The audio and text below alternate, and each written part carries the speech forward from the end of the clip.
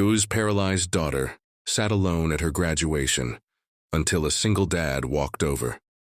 The gymnasium was buzzing with the excited chatter of proud families, the rustle of graduation gowns and the distant strumming of a celebratory piano. But in the corner, away from the clamor, sat Lila, a young woman in a sleek wheelchair, her hands folded tightly in her lap. At 22, she had worked tirelessly to reach this moment, yet the celebration felt strangely hollow. Lila was the daughter of a high-powered CEO, a man whose world revolved around boardrooms, profit margins, and networking events. In a life where everyone seemed to demand attention, she had learned early that her achievements were often overshadowed. And tonight at her graduation, the same thing was happening. No one had noticed her. No one had thought to sit with her. She watched her classmates laugh with friends and families. The applause for each graduate felt distant, almost surreal. A lump formed in her throat.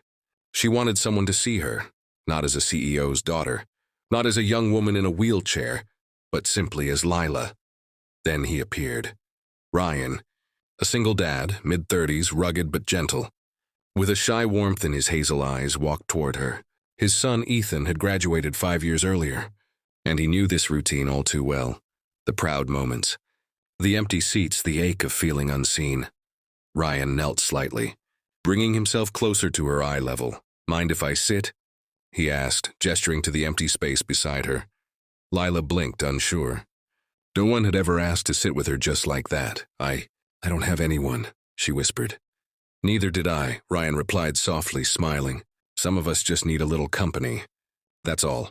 And with that simple human gesture, a connection formed.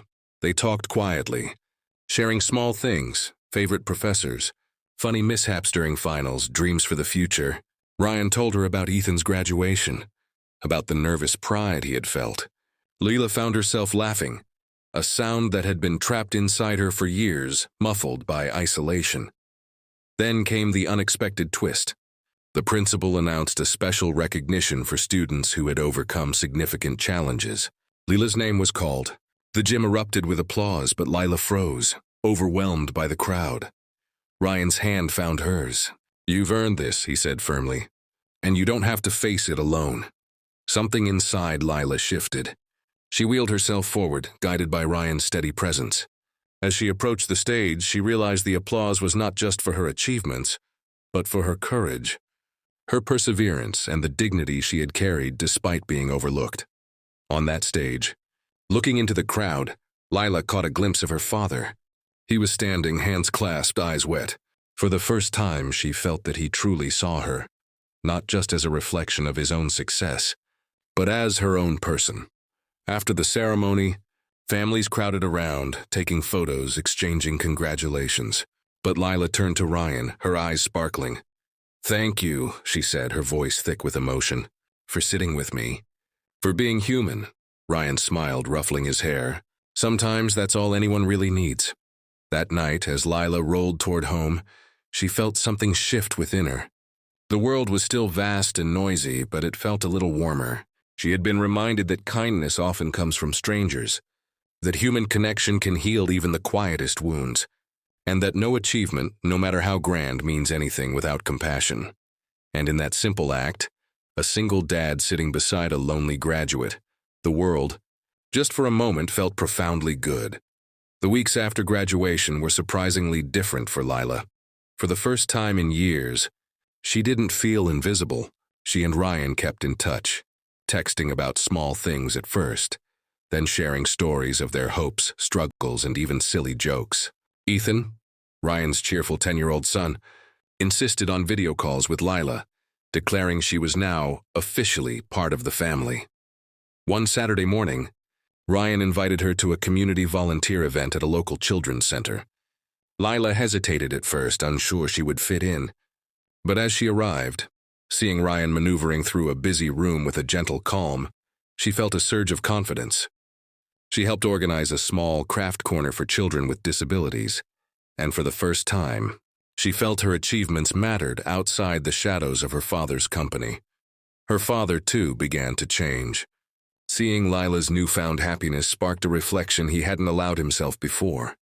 One evening, he invited her to dinner, not as a CEO to a daughter, but as a parent seeking connection. They talked openly about her dreams, her frustrations, and her journey through school. For the first time, he listened without judgment, without trying to offer solutions, just pure presence. Then came another twist, one that neither Lila nor Ryan expected.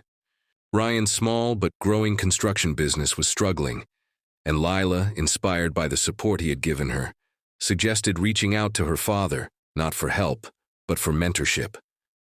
Her father agreed, offering guidance and connections while letting Ryan maintain control of his company. Through this partnership, Ryan's business flourished, and he finally felt the validation he had long deserved, not just for success, but for integrity. Months later, Lila found herself attending another celebration, this time for a community award she had won for her volunteer work.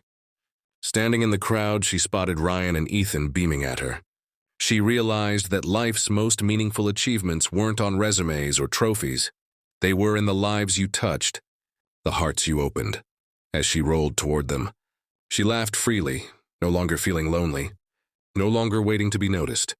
Ryan reached out and squeezed her hand gently. "See," he said, "some connections change everything." Lila smiled, a warmth spreading through her chest. "And some strangers," she whispered, "become family." That night, looking out over the city lights, Lila knew something essential. Kindness, compassion, and courage were contagious.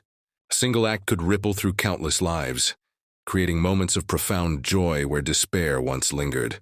And in that knowledge, she felt unstoppable. The world hadn't changed overnight, but Lila, Ryan, and even her father had. They had discovered the power of empathy, the magic of small gestures, and the beauty of truly seeing one another.